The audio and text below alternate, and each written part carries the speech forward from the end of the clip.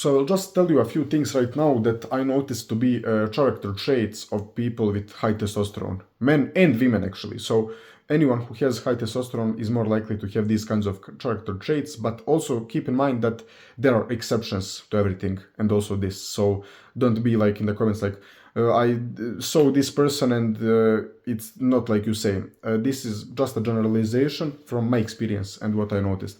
So the first thing is if you have higher testosterone, you are more likely to not try to fit in with the general opinion. So let's say you are in a classroom or somewhere and like 20 people agrees on a point, but you don't, and you won't try to fit in. You will just say like, I don't agree with that. I think that's bullshit. I don't really care about if you are gonna fight me right now or start swearing at me.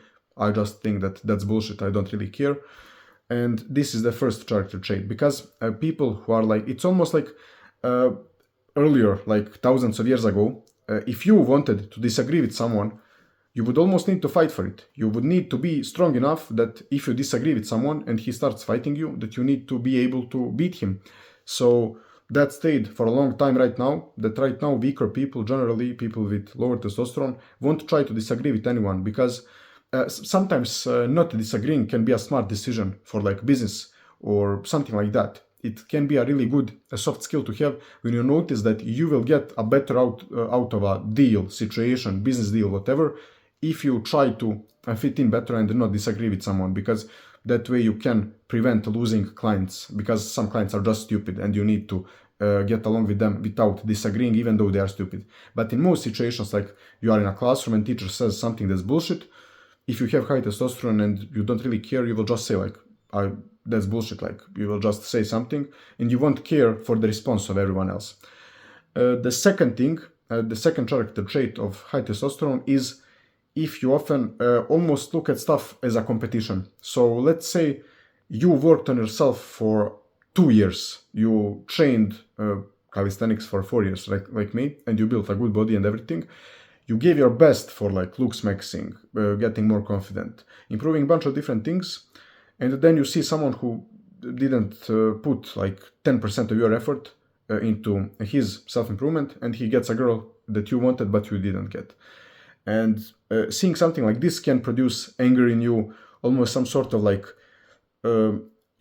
almost some sort of fire in you that pushes you to work even harder to get something that you want.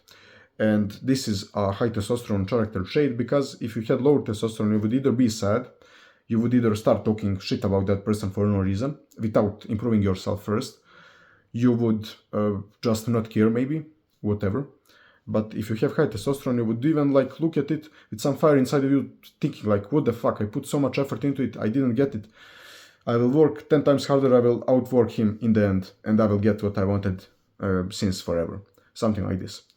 And the third character trait is if you do debates, like ever, or you argue with someone, you will notice that people who have lower testosterone, and women, most women that obviously have lower testosterone than men, that's like obvious, will often become really emotional and break apart in arguments.